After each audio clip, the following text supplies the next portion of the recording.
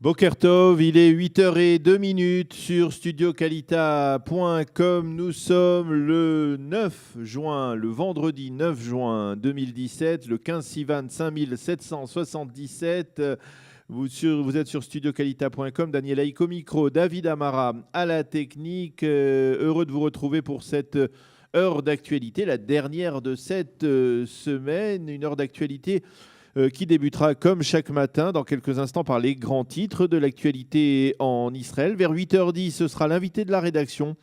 Et nous aurons le plaisir de dialoguer par téléphone avec Menaché Amir, qui est ancien chef des émissions en langue persane de Kol Israël, un expert de renommée internationale sur la situation en Iran. Nous parlerons avec lui du double attentat qui s'est produit avant-hier à Téhéran et des répercussions que cela pourrait avoir.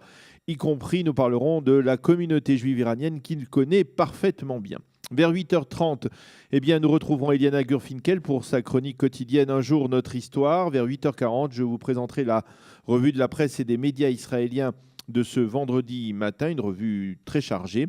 Et puis vers 8h50, 8h55, ce sera le mot de la paracha de Béalotecha de cette semaine, qui nous sera présenté par Yael David Touati. Ce sera donc vers 8h50, 8h55.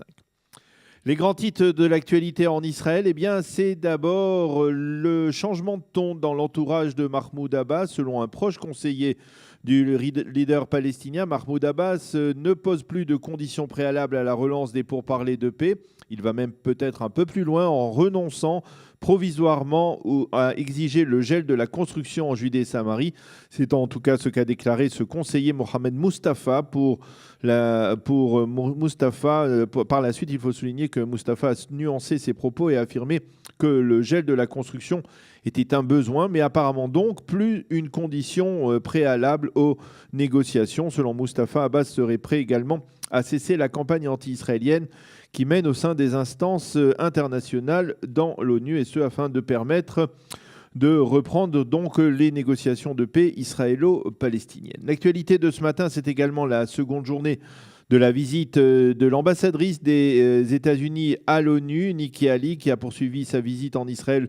Et au cours de cette seconde journée, elle est allée sur le terrain, accompagnée par l'ambassadeur d'Israël à l'ONU, Dani Danon. Nikki Haley s'est d'abord rendue sur la frontière entre la bande de Gaza et Israël. Elle a visité un des tunnels offensifs construits par le Hamas et démantelés au moment de l'opération Bordure Protectrice durant l'été 2014. Et puis elle a rencontré des habitants du kibbutz Nahal Oz en bordure de la bande de Gaza. Les enfants de Nahal Oz lui ont même remis un cahier de dessin qu'ils ont dessiné en son honneur. Et puis ensuite, Nikki Haley a survolé le territoire israélien en hélicoptère en compagnie du chef d'état-major adjoint de Tsahal, le général Aviv Kochavi. Elle s'est également rendue près de la frontière syrienne. L'actualité en Israël, grâce à notre ami David Amara, c'est aussi cela. Écoutez et vous pouvez même regarder.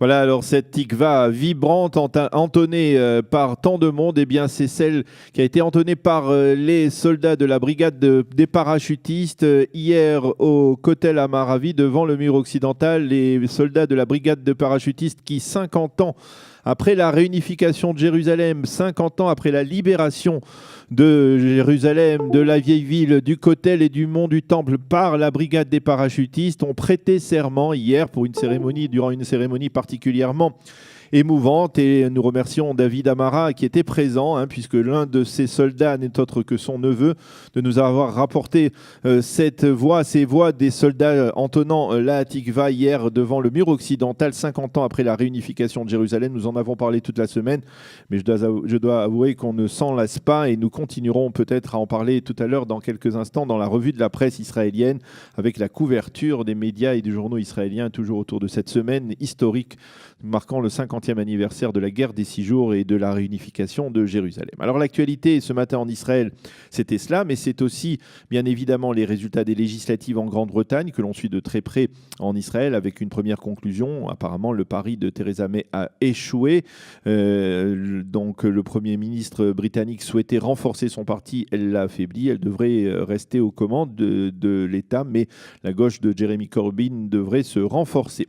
L'actualité en Israël, eh bien, c'est également les propos très fermes de James Comey, l'ancien chef du FBI, devant le Sénat américain contre Donald Trump. Et puis l'actualité en Israël, c'est aussi, il faut le souligner aujourd'hui à Tel Aviv, la Gay Pride, où l'on attend près de 200 000 personnes et beaucoup d'embouteillages dans la ville qui ne dort jamais, qui sera aujourd'hui sous très haute sécurité, sous très haut déploiement de forces de sécurité. On se souvient qu'il y a 2 ans, durant la Gay Pride à Jérusalem, eh bien, un attentat avait été commis et une jeune fille avait été assassinée par un orthodoxe donc durant cette Gay Pride à l'époque à Jérusalem. La météo pour terminer, étant toujours très chaud et sec sur l'ensemble du territoire israélien, le Shabbat devrait être plus agréable. Il fera aujourd'hui 34 degrés à Jérusalem, 30 à Tel Aviv et 43 degrés à Eilat. Je vous le disais, dans quelques instants, dans quelques secondes, nous serons en direct avec Ménaché Amir. Avec Ménaché Amir, nous serons avec lui pour parler justement donc des répercussions qu'ont pu avoir les 2 attentats commis à Téhéran il y a 2 jours. Ménaché Amir, qui est un expert de renommée internationale en matière de la communauté juive iranienne en particulier, qui a été le directeur pendant des décennies, le directeur des émissions en perse, en langue persane sur Kol Israël. Nous allons parler avec lui dans quelques instants. Une page musicale.